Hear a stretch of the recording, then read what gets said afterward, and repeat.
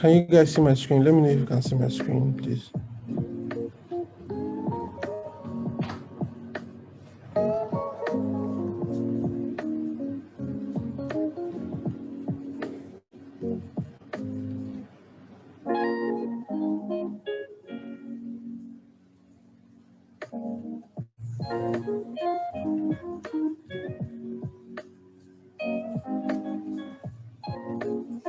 Okay, good afternoon, everyone. Once again, it's actually a pleasure to be here.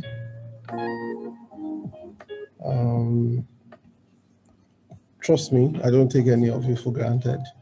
It's an exciting opportunity.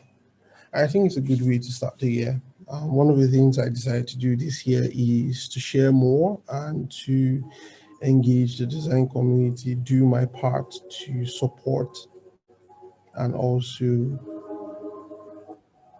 I mean, all of us gotta make this money, Abby. So let's show you the way. So let's get started. So a brief background about me. My name is Charles Njoku, and I am a UX designer at ALX Africa. When I make this slide available, I think you can click on the links to see all of these details. But yeah, ALX Africa is a career venture accelerator, just like student accelerator for graduates who want to grow tech skills. ALX is a career venture for people who want investment in their career. So the same way you go to student as a graduate accelerator, people from several high-flying careers come to ALX to network and to be part of a global community. So what I do at ALX is I am responsible for designing the platform that aids all of that, the management and also the processes that go into that. I am also a community guide at Asha. Asha is a multidisciplinary design community, and basically what we do at Asha is to help everyone grow, to redefine what design really means in Nigeria. And we're doing that with very, very close intention. Currently, Asha is kind of exclusive. Currently, we are capped at 150, so we only have 150 members. And the only time we would add, get new entrants is if for any reason one member leaves or one member no longer belongs to the community or is ejected from the community. That's when an opening. We always have a waiting list, and we are always looking to have people join us when we can. I also do product advisory for We Move, and We Move is a health, wellness, and fitness startup. They are looking to enter the market soon. Um, so yeah, they are also one of the reasons I am doing advisory for them is because they're using community as a strategy, which I am big on, and they are actually doing good work. Then finally, my brainchild or my baby, Pisho. Pisho is, I mean, Pexels, but for Nigeria. There's no other way to explain it. Well, the one thing I want to always mention is Pisho is completely free now and forever. We are trying to change the narrative of storytelling, whether it's in the product you build or it's in your art or it's in your content you create. We don't want you to actually feel empty or lonely because you're looking at how to get pictures that really, really tell a story. So you want to design stuff and you want to push products to a city like Ibadan why do users in Ibadan have to look at pictures from Abuja or even somewhere around the world or in Africa? There's this aha moment you get when you are going through a product and you see an image of somewhere you know or somewhere you can relate to. And we want every Nigerian product to start having that aha moment. And that's why we are providing stock images of several places, people, events in Nigeria, I'm pretty sure. So we are currently building and we would soon be launching. And I mean, once you can go to getpsure.com and you can subscribe to our mailing list and you'll be receiving gems from us and also know when we launch. So I'm looking forward to see a lot of you on it.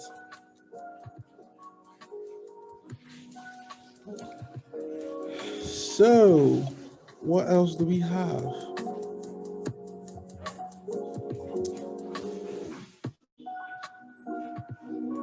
So, I mean, the topic for today is the business value of UX design.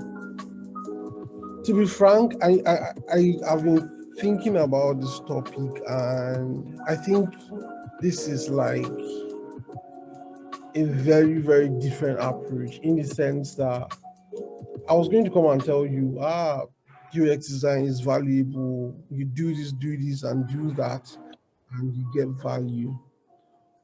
But I figure that's completely wrong. I don't think the question is, what is the business, knowing the business value of UX design.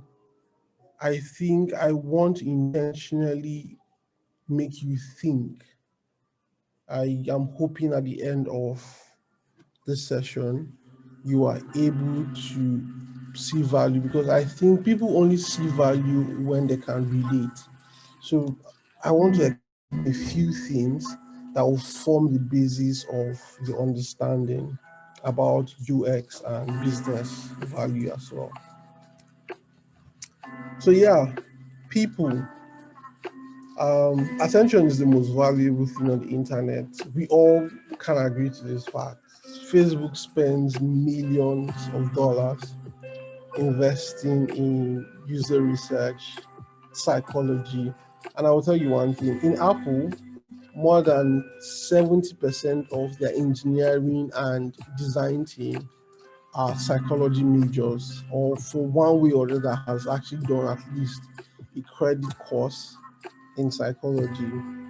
And it's not far from why they are able to actually build products that are intentional, that are seamless, that literally are intertwined with the way we live our lives. Like you can see the intuitiveness and the seamless nature of it. And that's because they're actually spending so much on your attention. They're spending so much to understand you, to know you, and also transform you, to be honest. There's several data out there. 80% of people are likely to uninstall poor performing apps. I'm sure you would never want to keep an app that doesn't work on your phone. You once you try it first time, second time, I mean third time you taking that store. I mean you at least one space on your device. 88% of them never return after a bad UX. Even if the app's performance is fixed, I know apps that till today people rave about them, but I can remember the one time I used it, it was complete rubbish. So even when they've changed, I just don't see myself going back because it's either there's someone out there that has given me what I want, or I've solved whatever got me to go there in the first place. So I never return, even if UX is fixed. So all of this is to say that when you want to start thinking about value, then we should start to think about people. We should start to think about how people's mind are really, really, really informed. You get business shouldn't be about just profits and revenue. In fact, UX in particular demystifies all of that, because UX doesn't actually care whether you're making money, to be honest. UX actually cares about whether you're satisfying people. And for every single business out there that satisfies people, they make the money. So yeah.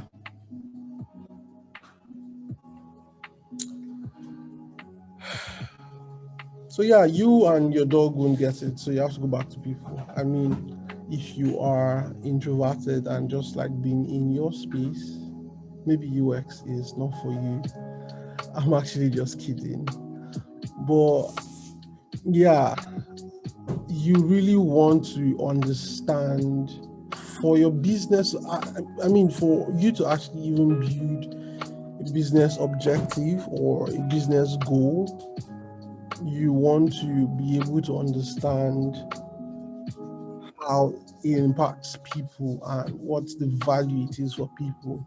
So you have to go back to the fundamentals of understanding people. I mean, and in this case, I'm not saying you should go and understand everybody. Just, I mean, you already know your target audience, you know the people you want to serve. Now spend time understanding them. If you really want to take value from UX design, then you have to do this, because I mean, that's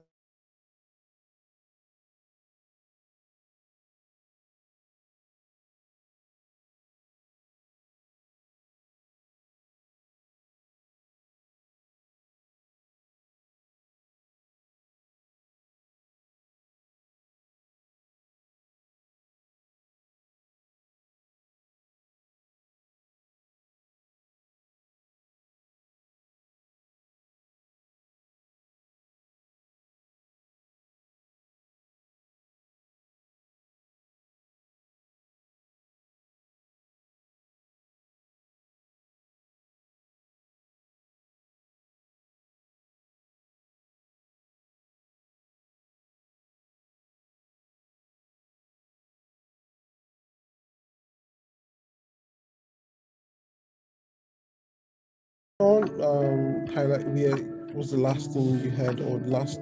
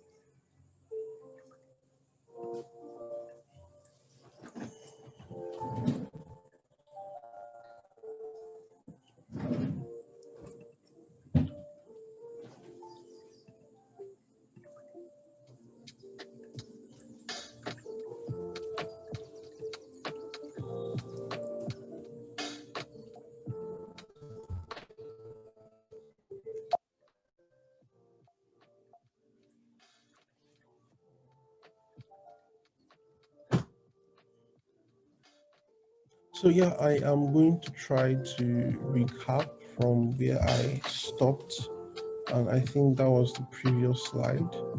Great. So yeah, um, if you are able to understand your audience, you are most likely to start finding value from UX even for your business. So how does your audience relate to your business? What's your life like outside of even the context of your business, and how can you be an active part of their lives? You you want to be able to.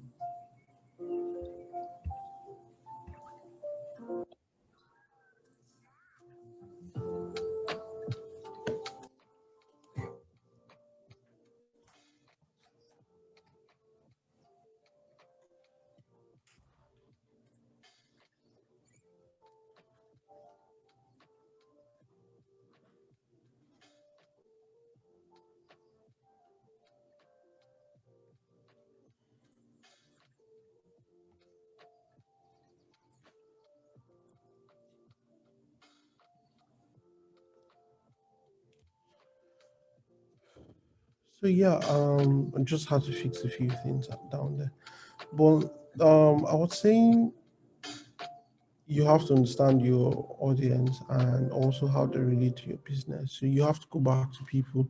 The one way to really start understanding how valuable UX is to your business is to go back to people. Now I want to speak about a rather very broad concept, which is data. I understand that people um, kind of like rave about how more data you are able to get, the more interesting you can make business decisions and all of that. And I mean, that's completely true. I'm not saying it's not true, but there's something about being intentional, and it shows in what UX really does. Um, there are even several data sets that actually means nothing, to be honest, when it comes to explaining value, both for your business,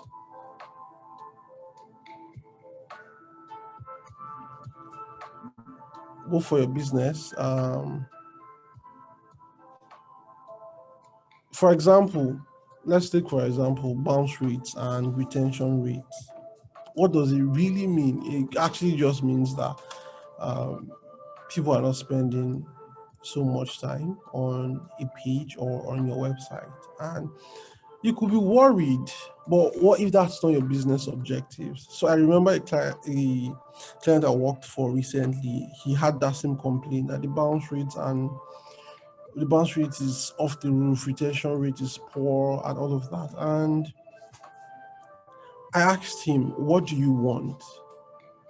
And he said that he wants people to be able to visit the website and at the end of the day be able to either contact sales or trigger the sales funnel and all of that. And I was like, let's get straight to the point. People coming to the website is not really what you want. What you actually want is for your sales team to be busy. So eventually, people going through the sales funnel. So, and here's what I've done. I have prioritized them doing that as fast as possible.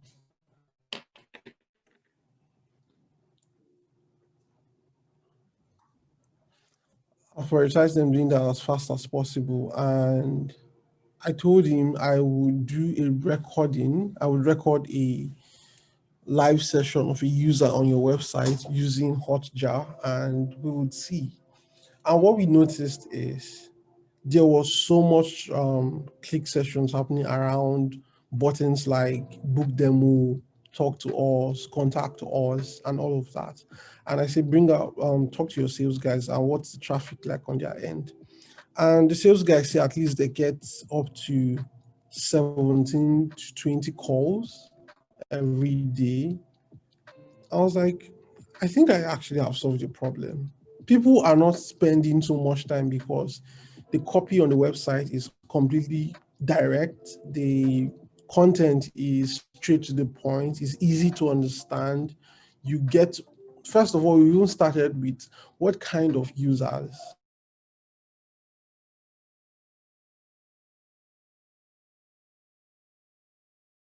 the users that come to your website, you are not teaching them how to use your software. They are literally people who want your services and they actually know what they're looking for. And so when they come and you're able to highlight the first few things, they go straight to the point, which is to contact you and begin the sales process. So in this case, bounce rates and retention rates are actually inconsequential. They don't mean shit here. They don't mean anything at all. And so that's why I say there's no one specific data metric that explains the value of UX. It has to be an intentional effort into putting several things together. So even when you're dealing with data, it should actually be in the perspective and context of what business objectives you are looking into. So UX is not some magic wand that if you put into your business, boom, start giving you value. No, treat UX like a person, and you have to understand that person and you have to align with that person to actually even have a fruitful relationship or friendship or whatever it is you share. So think of UX as that thing that businesses who intend to put them in place in their business and their processes have to do it intentionally and not with the fact that it is just one thing you put in there and you're supposed to start getting success. So you have to first of all start understanding both people and I mean in this case your customers, and then take that understanding which you get in form of user research and several data sets and synthesize it in relation to your business objectives. If retention rates and, for example, drop rates and duration spent on your website do not necessarily help your business, then don't focus on it. You will get all of those data, but don't focus on it. Rather, focus on what really is value for your business, because UX is also dumb. I'm quoting quote. I say don't because it cannot in itself decide to give you value. Rather, what it will do, it will give you avenues for value, and you have to know which avenue works for you and your business. So, like I said, talk to marketing and support. Their metrics gives a hint, but the business value of UX is directly not quantifiable. And this is true because you can't say because we added this color to this button, we are making 5 million naira this year. You can't say because we, even in redesigns, there's no way to really say a redesign is equivalent to any monetary value. Yes, you can say, oh, when we designed these people, the conversations around that would be we redesigned our website or our application and customers loved it the more. Engagement increased. People spent a good amount of time on the website. It was easy for people to get things done. So those are the conversations that are around the value of UX and not necessarily in monetary terms. So all of this conversation is the result of, for example, increased engagement don't always mean more money. Sometimes increased engagement means more brand equity. And brand equity is largely perceptive and not necessarily in strict monetary terms. So I'm hoping when you think about business value, you don't think about just money. You think about how people, how is your business or your brand immersed in people's life.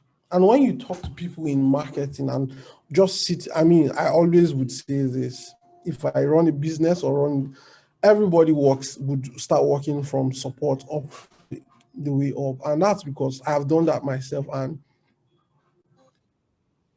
there is no amount of research, user research, and data synthesis and product strategy that can tell you what a customer will tell you over the phone. It is of immense value. And that is how you begin to learn and actually function or rebuild your product around that course. Like I said, UX, putting UX in your business will not automatically skyrocket your earnings or give you more money.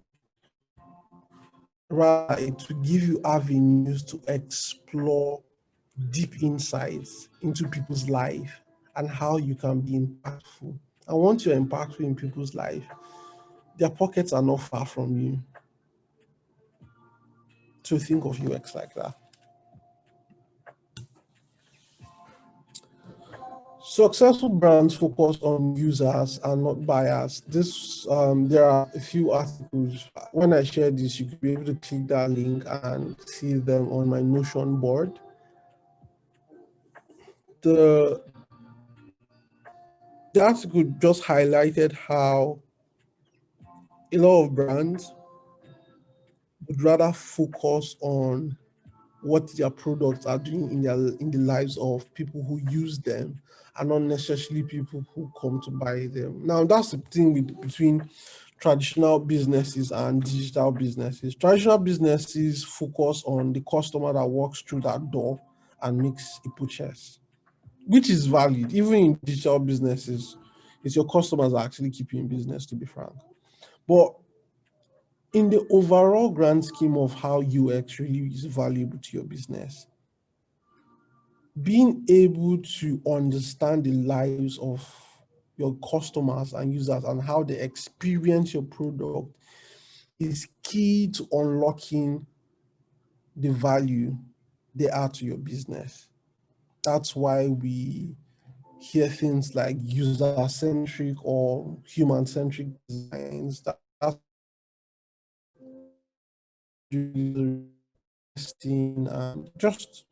and just because we want to be sure. And I know a lot of times it might feel overwhelming and it feels like, why are we doing all of this? We can just sell and make people buy.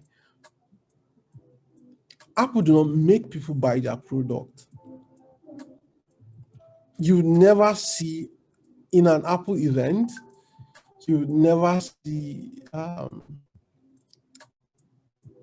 you never see these guys talk about buying or selling. They focus on how much people love their products. They focus how much their products can make your life simpler, easier, faster, enjoyable. They focus on the things that matter to you. They talk about how they are no longer making pieces that use that emit a lot of carbon, and in turn they are focusing on climate change. They talk about how they no longer make pieces that just generally focusing on your life, on products are like important in your life. And what they are doing is they are making their products an integral part of your lives. That is the power of UX, understanding UX. And in turn, what do you do? Because you have this consciousness and this perception that if I don't have an Apple product, then there's something missing. I am not enjoying these benefits. And then you spend money. You see people line up for hours on the very release date of an Apple product because successfully, I mean, this is but it also marketing is rubbish if at the end of the day we use the product and it literally doesn't translate to that experience.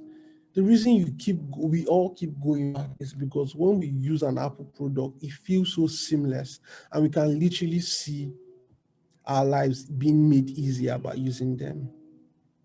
So Apple is not focusing on people buying their products. They're focusing on people using it and how it impacts their life.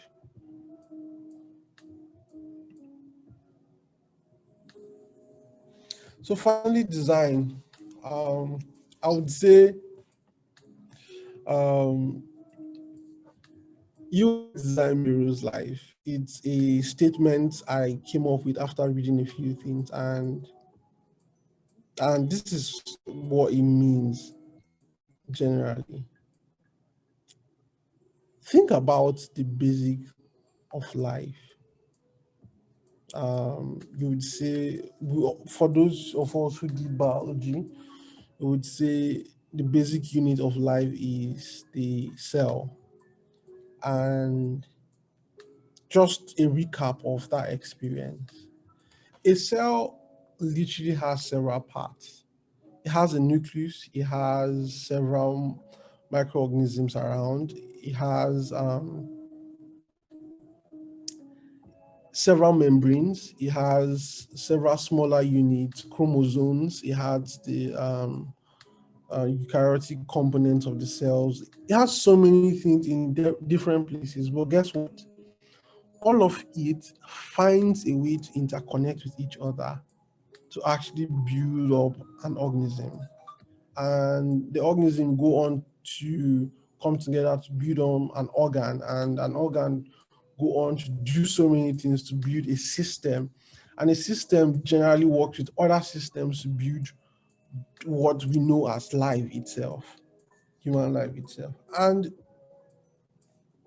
design is actually literally like that. It is fundamentally starts from the basics, building up things, components coming together, elements, atom, molecules, all forming the basis of something bigger than itself. And if you are able to understand this phenomenon, you will see how very valuable UX design is without necessarily attaching it to money.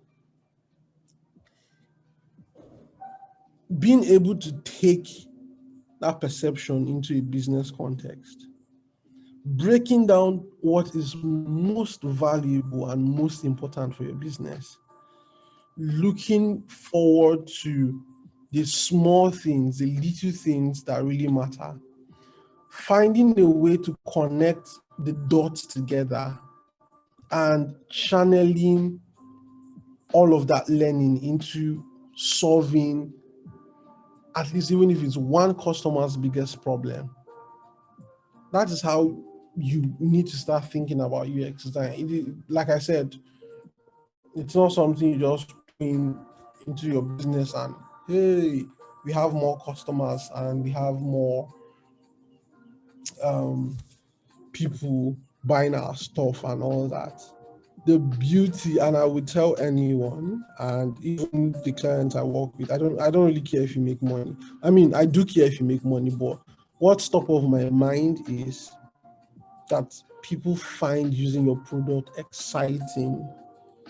The joy that fills my heart, oh God, when someone tell me I used something I designed and it was so interesting, I feel so happy. I mean, I'm happier than the fact that you're probably making money. But anyways, we all need money, shall we?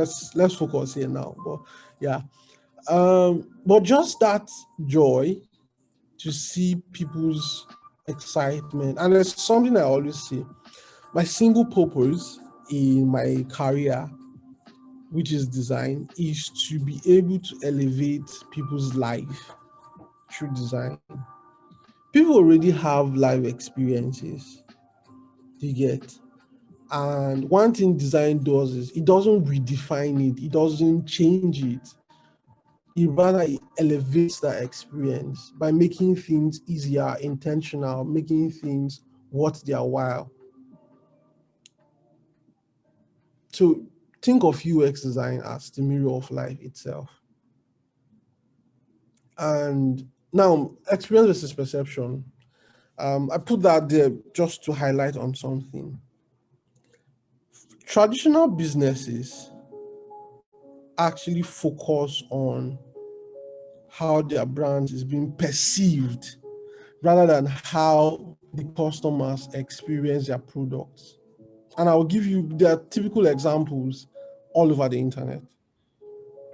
You see a bank or a brand more concerned about you tarnishing their image rather than actually fixing that experience you've had, what the problem is. It happens and it feels subtle sometimes, but it's always there. You're not concerned about my experience with your product, you're concerned that I am complaining about it. Bill Gates had one rule when he was running Microsoft. Never will anybody, whether it's from sales to executive, say any negative thing or double down on the customer. Even if the customer rains all hell of insults and all of that, he had a strict rule of ensuring that nobody doubles down on them. And his ideology is that your most uncomfortable customers is actually how you learn how to build the most interesting products. So, what UX design would make businesses do is focus on the experience of their customers, users, over the perception of their brand. I mean, brand perception is important. Trust me. I think the guys from brand identity will come and knock my head if they hear me saying this. But point is,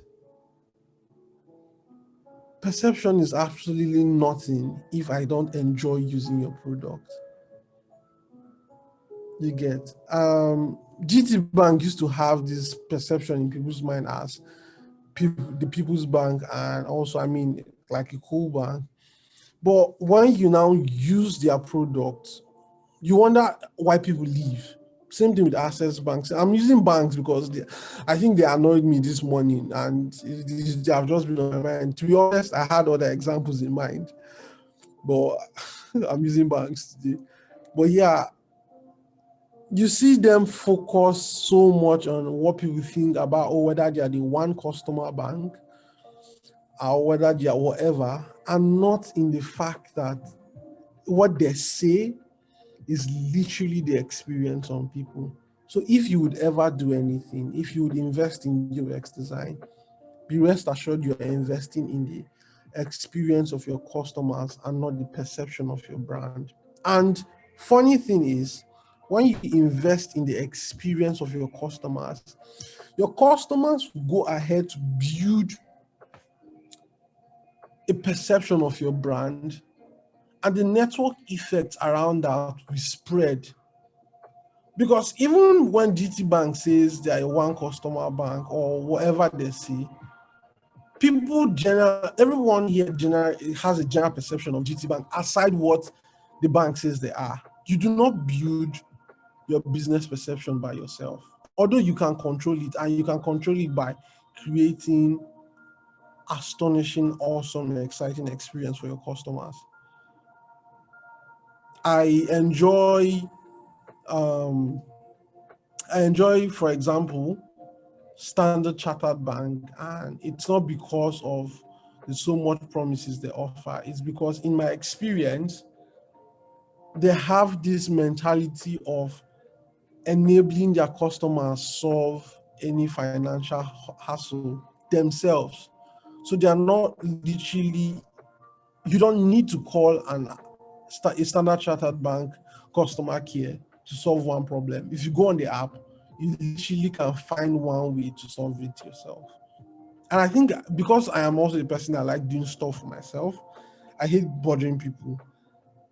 I think that is so important to me, and that's why I moved my salary account, everything, to Standard Chartered. That experience alone has helped me build that perception.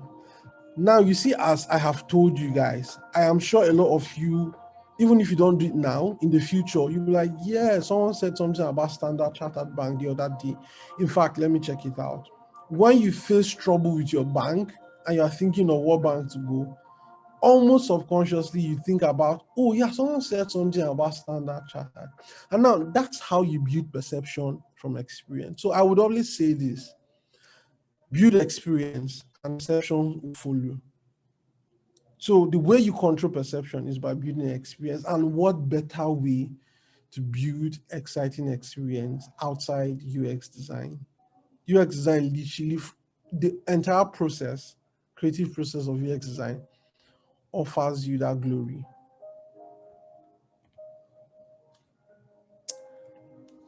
So what is the business value of UX design? To be honest, nothing. I'm sure you're probably saying what, but yeah, to be honest, nothing. But that's just making light of it. I think the right question to ask can vary in several ways. If you want to really know the business value of UX design, I am recommending these two bits. The Business Value of Design by McKinsey, It's a report by McKinsey, and also the New Design Frontier by Envision. If you are a numbers person, you would be amazed about the numbers this company is recorded. McKinsey's report actually span across 5 years across global companies. Envision's report span across 220 companies across 77 countries around the world. And the data is literally there to tell you the value. But just like I said when I started, not understanding what the data actually means and how it translates to value for you is as useless as not actually seeing the report in the first place. So then, what is the right question to ask? What does UX design really do to increase business value? Because it's an established fact that UX design has business value. By the time you go through the documentations and everything, you would see it. But I'm thinking, so how do you actually really utilize UX design to actually gain business value?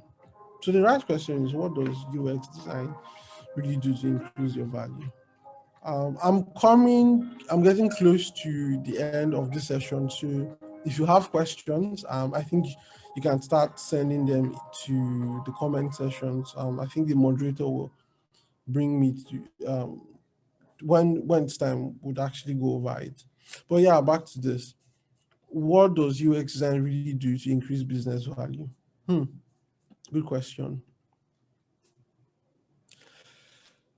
UX design offers you 10 times clarity and high level focus.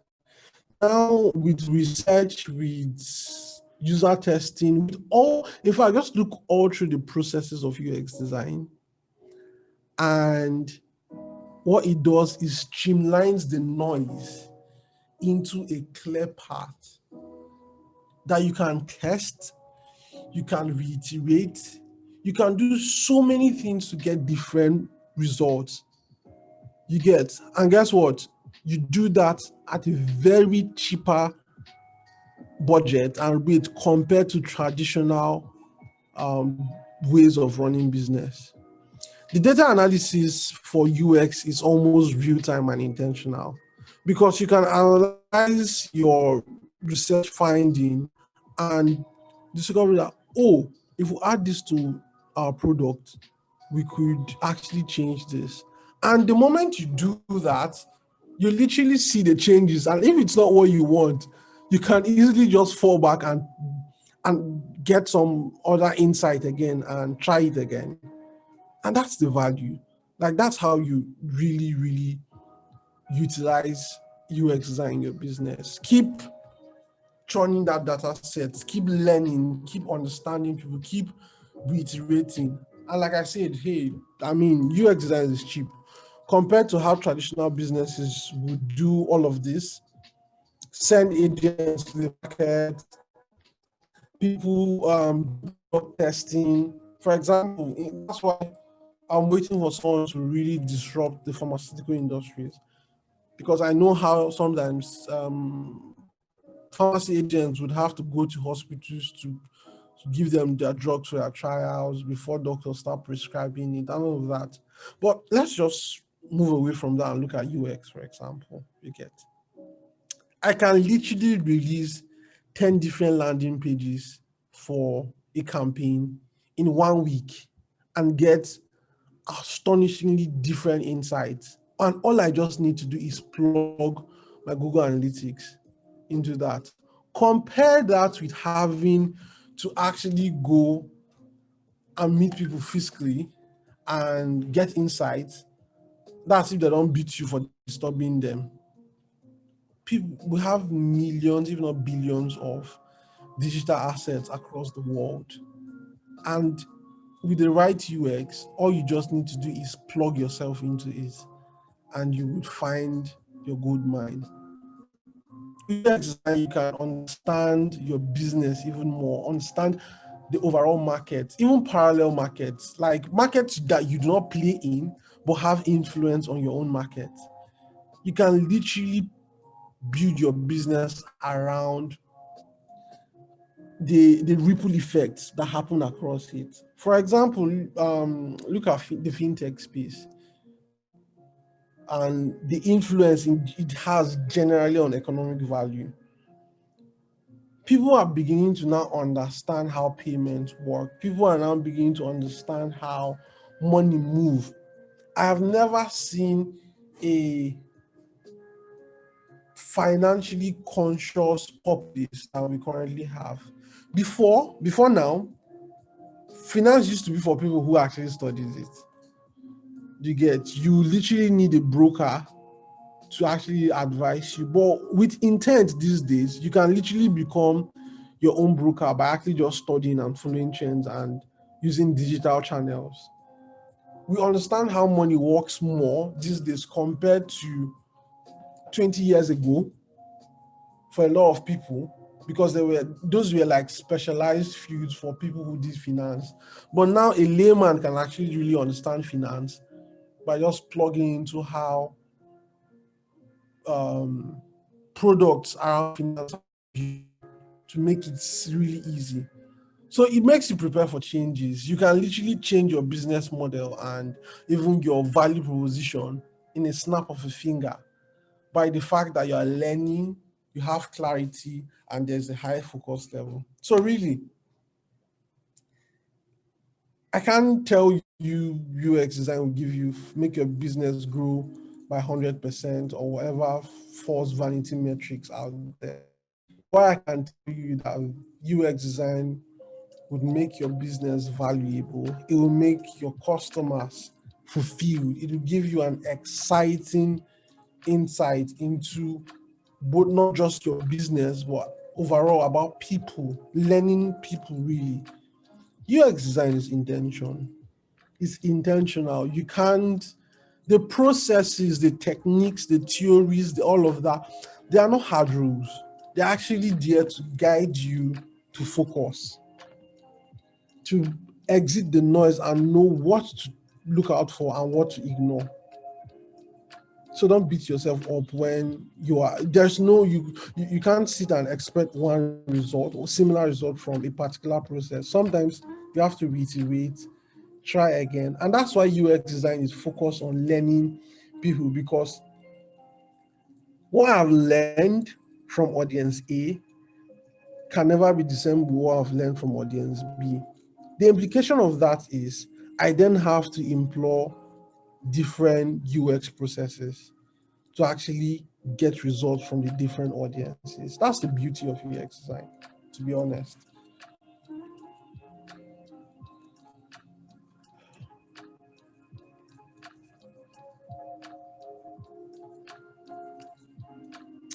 Hey guys, I am Charles, and that's the end of my session, really.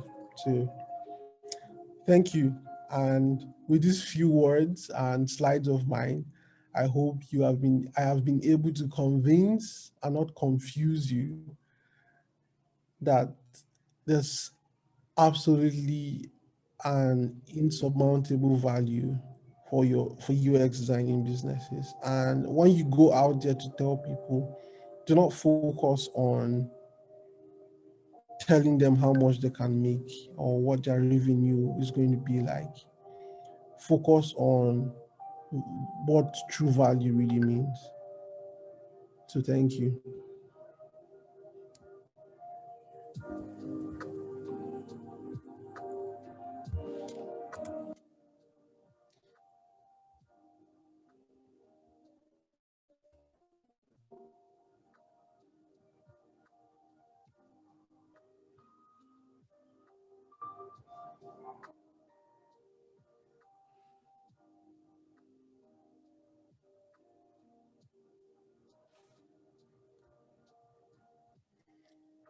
Yeah, so I am open to questions. I think um, the moderator can actually take them one by one, and I think we can from there. And yes, the slides will be made available, and you can actually have access to them. And I will be creating a slide note to just explain each point.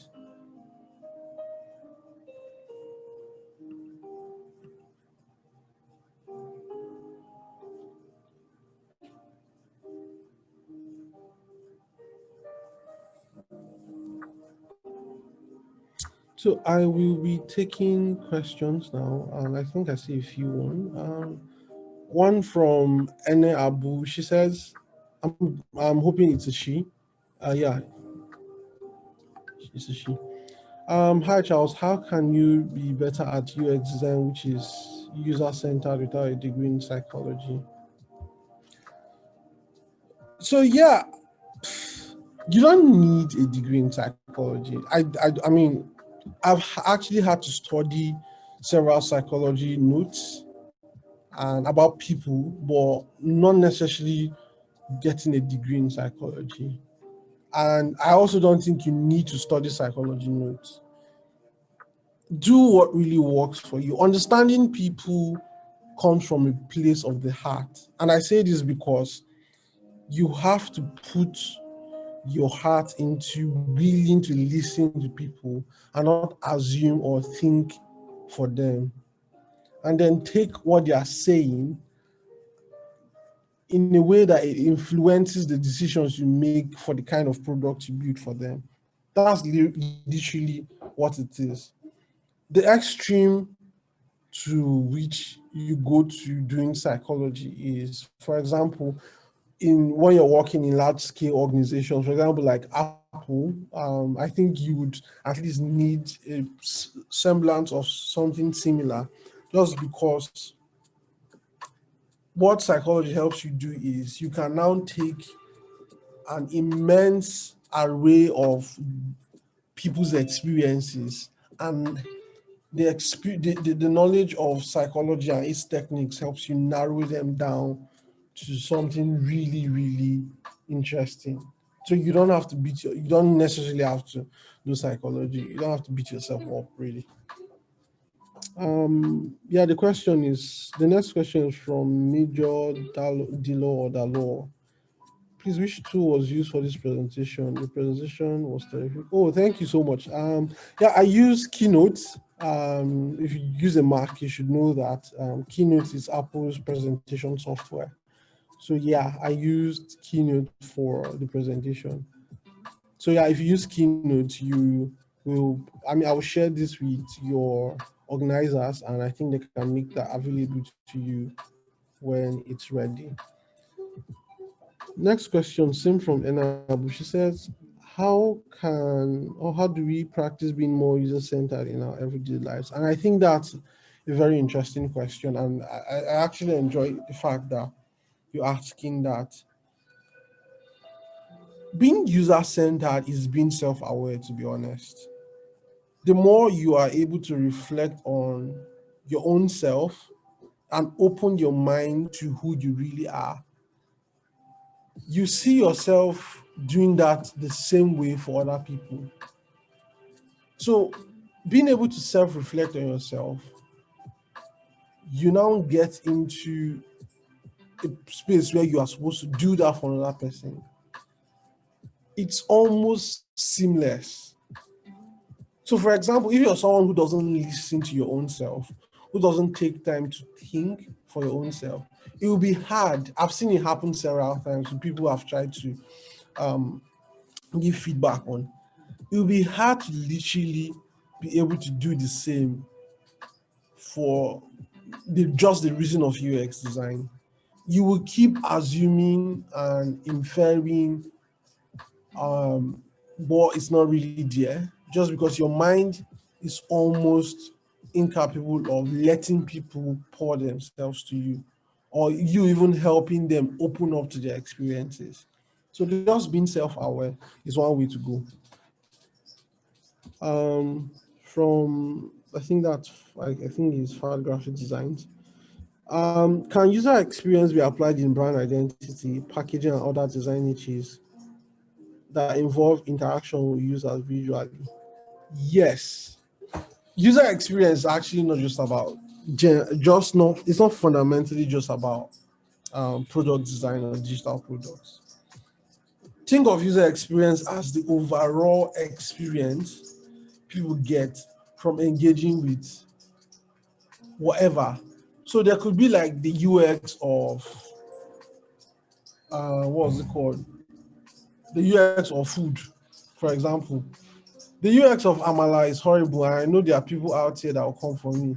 Um, you want to don't don't message me about this.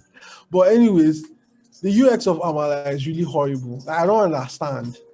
I don't get it. To be honest, it's something I can't wrap my head around. So UX can be applied to anything. So it's just generally the experience you get from doing something. So for example, taking brand identity, um, the experience people get from how you've crafted a brand is actually the user experience of that brand, or at least that work. The experience people get from the packaging, that feeling. So it's almost synonymous to customer experience when you apply it in different contexts. You get.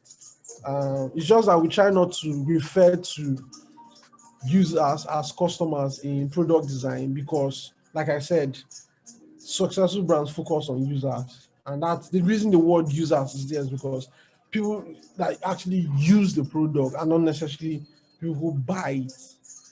You get, but so yeah, it's synonymous to customer experience generally. Um, and I think that's the last question, and that will be if there's more. Oh, okay, one just came in from Olusegun. If you were discussing with a new remote client on UX design project, like they give a brief and all was given, what types or examples of questions will you ask in order to design something impactful that will both satisfy the business and the users?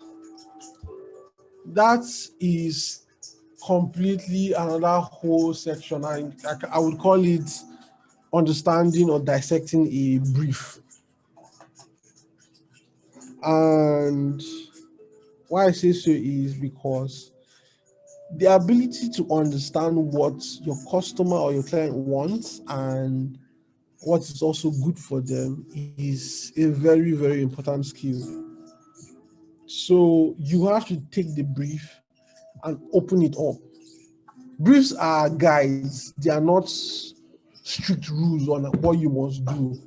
They are guides to giving you a scope of how to think around what you're trying to build. So you want to be able to sit down, take the brief apart, and take it step at a time. So the kind of wants the customer or the client relates to you actually directs the line of questioning. But my go-to question generally is first thing I ask is, what do you want for this, project or for this business? And they go on and on to tell me what they want their customers to do, which is actually not the answer to that question. I am hoping that clients always tell me, oh, we want to be able to solve so and so for these customers so that they can be able to do so and so. So I actually kind of try to align them to that thinking so that they see how what they want for their business is overall what actually is valuable to the customers and not just what they want. So you have to, there's no one specific question I can give you. There are probably a lot of templates online you can check out. I'll see if I can make that available in this slide somewhere so that when it's available you can see. But generally, the brief actually directs the line of questioning. But the general theme of your questioning should be that you are trying to unearth very important insights to what is valuable to both the business and as well the customer they're trying to serve. So I hope that answers that. And yeah, that will be all from my end. If there are no more questions, I would hand over to um, the organizer. I'm not sure if she's still here, but yeah, that will be all from my end. You can always, I'm made by Charles on Twitter. You can always send me DM, and yeah, I'm willing to be able to answer your questions even after here.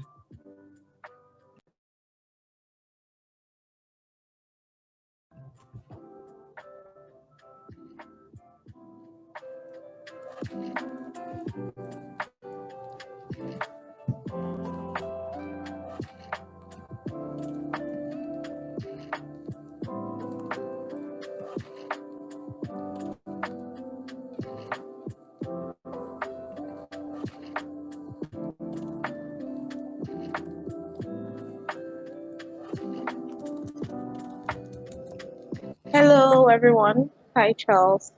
Thank you very much for joining the call. Thank you, everyone, for joining in.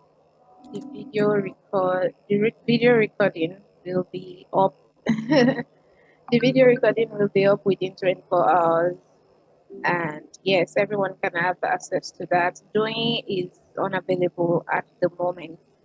So, this is Ayodini from Student and signing out. Thank you, Signing guys. out. Yeah, thank you guys. Do have a lovely day. Yeah.